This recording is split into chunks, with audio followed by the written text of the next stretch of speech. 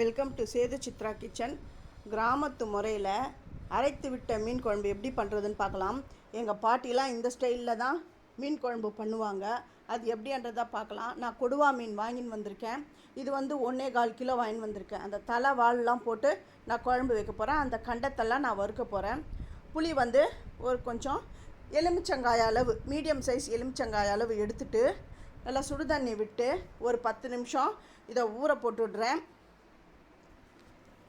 இந்த கண்டம்லாம் இருக்குது பாருங்கள், இதெல்லாம் நான் எடுத்து வறுத்துடுறேன். ஃபஸ்ட்டு நான் இதை போய்ட்டு வாஷ் பண்ணி எடுத்துன்னு வந்துடுறேன். இந்த கொடுவா மீன் வந்து 1.25 கிலோ வந்து 350 ரூபாய்க்கு வாங்கினேன். நீங்கள் எந்த ரேட்டுக்கு வாங்குவீங்க அப்படிங்கிறத கமெண்ட் பாக்ஸில் தெரிவிங்க. இது வந்து நான் வந்து சிந்தாதிரிப்பேட்டை மார்க்கெட்டில் தான் போயிட்டு நான் வாங்கிட்டு வந்தேன். இதை நல்லா க்ளீனாக வாஷ் பண்ணி எடுத்துன்னு வந்துட்டேன். தலை தனி, அந்த நடுக்கண்டம் தனியாக நான் வந்து பிரித்து வச்சுட்டேன். இந்த தலையும் வாழையும் நான் குழம்பு வைக்கிறேன். இதெல்லாம் நான் மிளகாய்த்தூள், இந்த மசாலாம் போட்டு 1 ஹவர் ஊற விட போகிறேன். இதெல்லாம் வறுக்கிறதுக்காக நான் வந்து மிளகாத்தூள்லாம் எடுத்து போட்டு ஊற விட்டுட்டேன். இப்போ குழம்புக்கு தேவையானதெல்லாம் நான் எடுத்துட்டேன். சின்ன வெங்காயம், எப்போவுமே மீன் குழம்பு பண்ணும்போது சின்ன வெங்காயம் போடுங்க, அப்போ தான் சூப்பராக இருக்கும். சின்ன வெங்காயம், பூண்டு, தக்காளி, தேங்காய், சீரகம், மிளகு, சோம்பு, கொஞ்சம் கருவேப்பிலை. நான் வந்து கொஞ்சமாக சும்மா ஒரு 4 வெங்காயம் கட் பண்ணி வச்சுக்கிறேன். அது வந்து வதக்கிறதுக்கு ஒரு கடாயில் எண்ணெய் விட்டுருக்கேன். சீரகம், மிளகு, அப்புறம் சோம்பு இதை போட்டுலாம், இதெல்லாம் போட்டு இந்த மசாலாலாம் வச்சுருக்கிற மசாலாலாம் போட்டு ஃபஸ்ட்டு வதக்கிக்கணும். அப்புறம் பூண்டும் சேர்க்குறேன். சேர்த்துட்டு இது ரொம்ப செவன்னு வறுக்கணும்னு அவசியமே கிடையாது. இது வந்து குழம்பு கூட்டும் பொழுது அதில் சேர்க்க போகிறோம், அவ்வளவுதான். ஒரு கைப்பிடி சின்ன வெங்காயம் நான் கட் பண்ணி வச்சுருந்தேன் இல்லையா, அந்த வெங்காயம் இது. அப்புறமா தேங்காய், தக்காளி இதெல்லாம் சேர்க்க போகிறேன். தக்காளி, இதுக்கப்புறம் தேங்காய் எல்லாம் சேர்த்து எல்லாம் நல்லா கொஞ்சம் நேரம் வதங்கட்டும். வதங்கின உடனே இதை நல்லா ஆற விட்டுட்டு அப்புறம் மிக்ஸி ஜாரில் அரைக்கணும். அப்போல்லாம் எங்கள் பாட்டி என்ன பண்ணுவாங்கன்னா அம்மியில் வச்சு அரைப்பாங்க. இந்த மசாலாவுக்கு தேவையான உப்பு, அந்த அம்மியில் அரைச்சி வைக்கிற அந்த சட்டியில் வைக்கிற அந்த மீன் குழம்பு அவ்வளோ நல்லாயிருக்கும். இது வந்து நாளைக்கு இட்லி பண்ணணும் அப்படின்னு, நாளைக்கு இட்லினா இன்றைக்கி நைட்டே வச்சுடுவாங்க இந்த குழம்ப. காலையில் இட்லிக்கு சூப்பராக இருக்கும். அப்படியே மதியானத்துக்கு சாதத்துக்கும் ரொம்ப நல்லாயிருக்கும். இதெல்லாம் ஆற விட்டுடுறேன். இப்போ நான் சட்டியை வச்சு குழம்பு தாளிக்க போகிறேன். ஃபஸ்ட்டு என்னுடைய வீடியோவை பார்க்குறவங்க சப்ஸ்கிரைப் பண்ணலைன்னா சப்ஸ்கிரைப் பண்ணுங்கள். ஆல் என்ற ஆப்ஷனை தொடுங்க.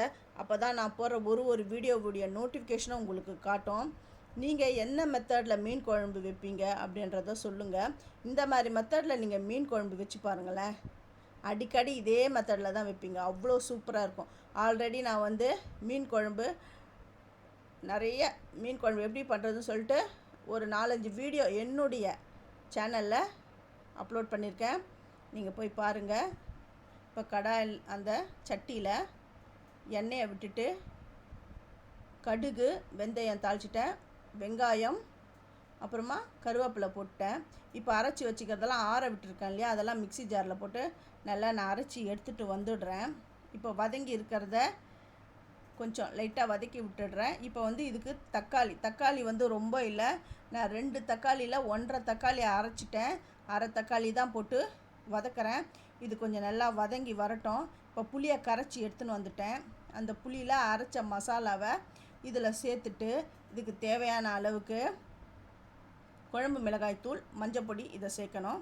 இந்த மிக்ஸி ஜாரில் ஒட்டின்னு இருக்கிற மசாலாலாம் கொஞ்சம் தண்ணி விட்டு இதில் நான் சேர்த்துட்டேன். இப்போ மஞ்சப்பொடியை இதில் நான் சேர்க்குறேன்.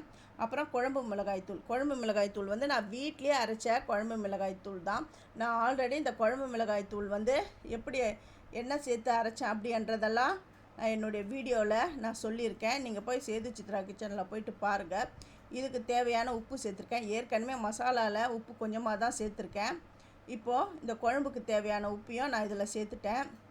அதை வதங்கினதில் இந்த கரைச்சி விட்ட இந்த புளி நீரை அதில் சேர்த்துடணும். இது நல்லா கொதி வரட்டும். இது வந்து மீடியமில் தான் வைக்கணும். அப்போ தான் எப்போவுமே மீடியமில் வைங்க, அப்போ தான் குழம்புலாம் ரொம்ப நல்லாயிருக்கும்.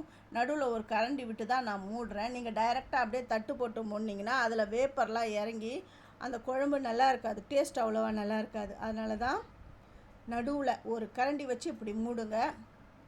குழம்பு அந்த பச்சை வாடெல்லாம் போயிடுது. இப்போது மீன் நம்ம க்ளீன் பண்ணி வச்சுருக்கோம் இல்லையா, அந்த தலை வால், அதை இந்த குழம்புல நான் சேர்க்குறேன். இது ரொம்ப ரொம்ப நல்லாயிருக்கும் இந்த குழம்பு. இந்த கிராமத்து முறையில் இப்படி தான் அந்த அம்மியில் அரைச்சி பண்ணுவாங்க. இது எல்லாமே கலந்து விடுறேன். மீன் போட்டு ஒரு ஒரு 3 நிமிஷம் வேகணும்னு சொல்லுவாங்க. ஆனால் தலைலாம் கொஞ்சம் வேகணுன்னா கொஞ்சம் டைம் ஆகும். அதனால் ஒரு 3 நிமிஷன்றதை ஒரு எக்ஸ்ட்ரா ஒரு 2 நிமிஷம் போடுங்க, நல்லா வெந்துடும். கருவேப்பிலையும் இதில் போடுறேன். அந்த ஃப்ளேவர், இந்த கருவேப்பிலை ஃப்ளேவரோடு ரொம்ப சூப்பராக இருக்கும். பாருங்கள், குழம்பு நல்லா கொதிச்சிடுது, அந்த எண்ணெய் பிரிஞ்சு வந்துடுது பாருங்கள். இப்போ மீன் பாருங்கள் எல்லாம் நல்லா வெந்துடுது. இப்போ நான் ஸ்டவ்வை ஆஃப் பண்ணிடுறேன். இந்த மாதிரி மெத்தடில் மீன் குழம்பு பண்ணுங்கள். பண்ணிவிட்டு எப்படி இருக்குதுன்ட்டு எனக்கு கமெண்ட் பண்ணுங்கள். இந்த ரெசிபி உங்களுக்கு பிடிச்சிருந்தா உங்கள் ஃப்ரெண்ட்ஸுக்கும் நீங்கள் ஷேர் பண்ணுங்கள். தேங்க்யூ.